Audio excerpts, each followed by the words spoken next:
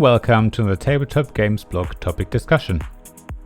Enjoyable design. Tabletop game designers want to create an enjoyable experience for people, whatever enjoyable means in this context. From that starting point, they create a game that is balanced, flows well, and meets the desired complexity requirements, as well as meets other criteria. They may use the skill set of developers to refine everything, and if a publisher is involved, there will be additional criteria to have to be met. However, in this article, I want to focus on enjoyment, what it means, and whose responsibility it is to make a game enjoyable. I think we all have different expectations when it comes to game enjoyment. Some love highly complex games, others really enjoy mathing out their turns, others love games with a lot of player interaction, and others still might prefer light, quick games. However, it isn't necessarily just mechanisms that are responsible for enjoyment.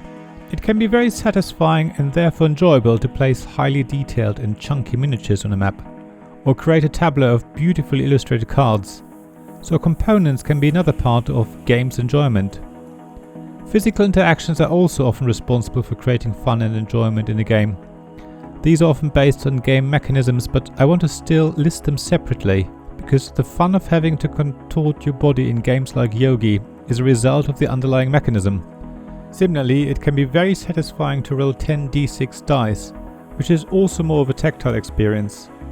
All of these physical interactions result in emotional responses, which are another component when it comes to creating an enjoyable game. Some games focus very much on emotional responses and try to influence our feelings directly, often through text and by forcing us to make decisions that have a direct or indirect impact on other players in the game. Just think of Fog of Love as an example, which has beautiful components, but I think for most people the enjoyment comes from the decisions they have to make and the role they take on in the game. Given these different sources of enjoyment in a game, the answer as to who is responsible for creating this enjoyment will differ.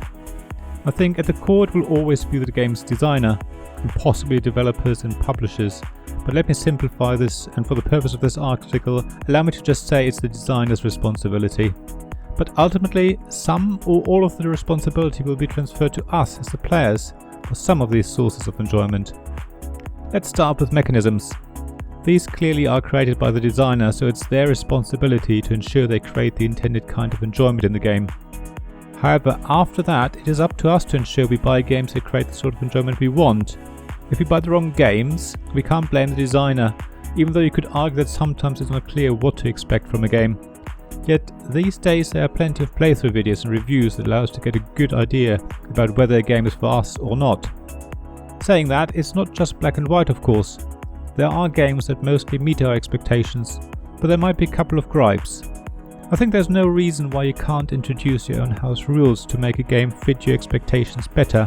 And when I say your expectations, I mean the expectations of whoever plays the game, of course. Of course, if you end up having to make drastic changes or more than a couple of tweaks, then it's more likely the game just isn't for you. Also, don't forget to give a game a few plays before deciding whether a house rule is actually needed.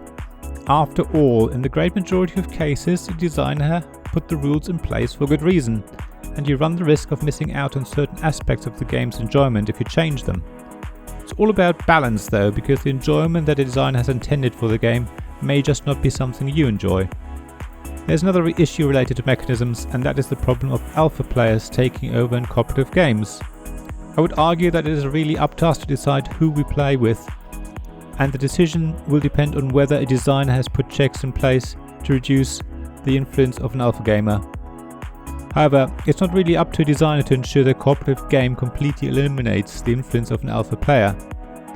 As I said, it is up to us to know whether we will enjoy a specific cooperative game if we play with certain people, or whether we should choose a different type of game, cooperative or not, when we plan a game's night with an alpha player. As an alpha player myself, even though I've improved a lot, see link to another article in the description, I know not to play certain cooperative games with certain people if I don't want to adjust my behavior. Now, let's move on to components, illustrations and everything else that affects the so-called table presence of a game. Often, these are not responsibility of the game designer, but the remit of the publisher, who will employ graphic designers, illustrators, sculptors and similar creative experts to create the components. I'm a very visual person, so to me components and illustrations matter a lot. Nice, thick, linen finished cards with beautiful illustrations often allow me to enjoy a game more. Chunky dice, detailed miniatures, and other physical components have a similar effect on me. Luckily, these days there are plenty of unboxing videos which give you a good idea how good a game's components are and whether they will add to your enjoyment. Check out my unboxing videos, link in the description below. So whether you want to take responsibility for ensuring you only buy games with amazing components, or whether you want to blame the publisher, it's definitely not the game designer's responsibility, even though they should have some influence on the final product. Let me group together the enjoyment from tactile interactions with the game and the emotional responses you get from playing a game.